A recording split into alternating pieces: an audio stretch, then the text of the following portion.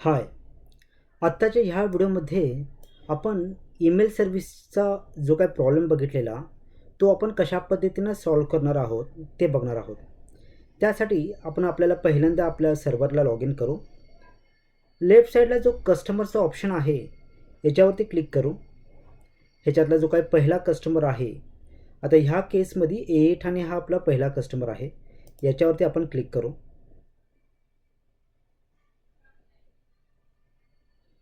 त्याच्यानंतर त्यांच्या डोमेन नेमला आपण क्लिक करू.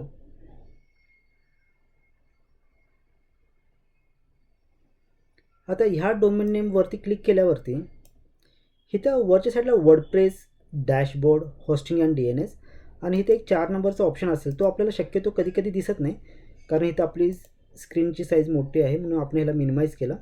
तर इथं आपल्याला होस्टिंग नंतर ना मेलचं एक ऑप्शन दिसेल. ह्या मेलवरती क्लिक करायचं. त्याच्यानंतर ह्या मेल सेटिंग्सवरती जायचं. ह्या मेल सेटिंग्सवरती गेल्यावरती इथं आपल्याला मेल सेटिंग्स फॉर ए ठाणे दाखवेल त्या डोमेन नेमसाठीचा. ह्याच्यामध्ये बेसिकली 3 ऑप्शन्स आहेत, एनेबल्ड, डिसेबल्ड आणि नॉट कॉन्फिगर्ड. आता ह्याच्यातले एक्झॅक्टली प्रत्येक ऑप्शन काय करतो हे मी तुम्हाला समजावून सांगतो. एनेबल्ड म्हणजे काय, this domain can send and receive mail. म्हणजेच काय, हा जर ऑप्शन जर ऑन असेल तर ह्या डोमेनवरून मेल्स जातील आणि येतील देखील. ठीक आहे, त्यामुळे हा ऑप्शन आपल्याला घ्यायचा नाही आहे. ऑप्शन नंबर 2 काय बघा, डिसेबल्ड फॉर इनकमिंग मेल. म्हणजे याच्यावरून आउटगोईंग मेल्स जाणार नाहीत. डिसेबल फॉर इनकमिंग मेल म्हणजे फक्त इनकमिंग मेल जे आहेत ते डिसेबल्ड असतील, आउटगोईंग मेल्स हे जातच राहतील.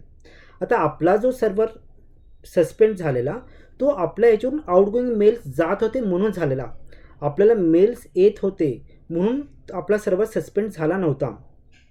त्यामुळे हा देखील आपल्याला ऑप्शन आपल्याला लागू पडत नाही. आता तिसरा ऑप्शन आहे नॉट कॉन्फिगर्ड. नॉट कॉन्फिगर्डला काय म्हटलं आहे, Plesk will not provide any mail services on this mail. म्हणजेच काय, प्लेस ह्या डोमेन नेमवरती कुठल्याही पद्धतीनं मेलची सर्व्हिस प्रोव्हाइड करणार नाही. This will permanently remove the domain's mail boxes with all received and sent emails. म्हणजे ह्या डोमेनवरती जर कुठले जर मेल बॉक्सेस असतील तर ते सगळे रिमूव्ह होतील. मग आपल्याला काय काम करायचं आहे, हे जे 3 ऑप्शन्स आहेत याच्यापैकी नॉट कॉन्फिगर्ड हा ऑप्शन घ्यायचा, ह्याला ऑन करायचं आणि सिम्पली खालच्या साईडला येऊन आपल्याला ॲप्लायवरती क्लिक करायचं. तो आपल्याला इथे एक कन्फर्मेशन विचारेल. कंपल्सरी आपल्याला ह्या ऑप्शनला ऑन करायचं आहे. म्हणजे permanently remove all mail boxes of aethane.org including received and sent emails, ह्याला ऑन करायचं आणि येस रिमूव्हवरती क्लिक करायचं.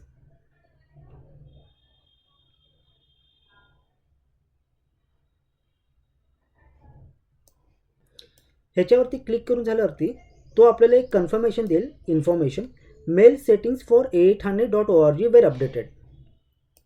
ठीक आहे, आपण खालच्या साईडला येऊ आणि आपण ओकेवरती क्लिक करू. ओकेवरती क्लिक केल्यावरती तो एक फायनल कन्फर्मेशन दाखवेल की डोमेन नेम कुठला आहे, aethane.org.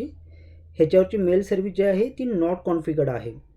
कंपल्सरी ह्या 2 गोष्टी चेक करायच्या आणि आपल्याला मेल सर्व्हिसला ही गोष्ट नॉट कॉन्फिगर्डच पाहिजे. तर अशा पद्धतीनं आपण मेल सर्व्हिस एखाद्या डोमेन नेमची बंद करतो. तर जेव्हा जेव्हा याच्यापुढे आपण कुठलंही अकाउंट क्रिएट करून किंवा कुठलंही कस्टमर आणि डोमेन नेम ॲड करून त्याची कंपल्सरी ईमेल सर्व्हिस ही बंदच ठेवायची आहे. आशा करतो की problem along with first solution आपल्याला समजलेलं असेल. काही शंका असल्यास मला फोन करून विचारा, मला तुम्हाला मदत करायला आवडेल. Thank you very much.